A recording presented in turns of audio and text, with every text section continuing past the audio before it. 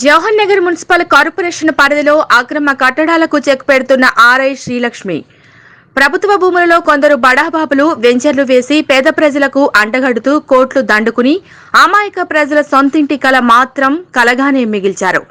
కొద్ది రోజులుగా ఆర్ఐ శ్రీలక్ష్మి అమాయక పేద ప్రజల ఇండ్లను భూమట్టం చేసి వారిని రోడ్డుపై పడేసిన వైనం చోటు చేసుకుంది. కానీ డిప్యూటీ మేయర్ రెడ్డిశెట్టి శ్రీనివాస్ అక్రమ కట్టడాలను అడ్డుకునేది ఎవరు?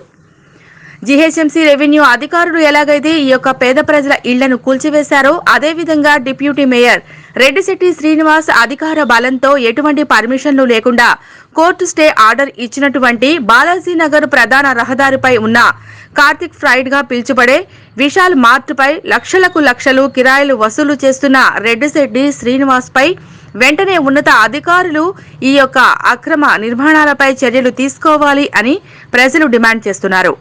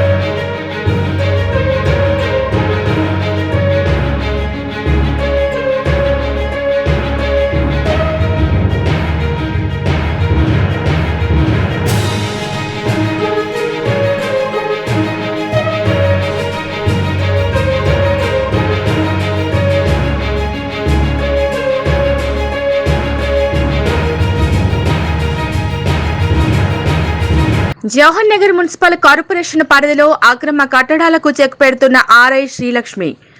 ప్రభుత్వ భూములలో కొందరు బడాబాబులు వెంచర్లు వేసి పేద ప్రజలకు అంటగడుతూ కోట్లు దండుకుని అమాయక ప్రజల సొంతింటి కల మాత్రం కలగానే మిగిల్చారు. కొద్ది రోజులుగా ఆర్ఐ శ్రీలక్ష్మి అమాయక పేద ప్రజల ఇండ్లను భూమట్టం చేసి వారిని రోడ్డుపై పడేసిన వైనం చోటు చేసుకుంది. కానీ డిప్యూటీ మేయర్ రెడ్డిశెట్టి శ్రీనివాస్ అక్రమ కట్టడాలను అడ్డుకునేది ఎవరు?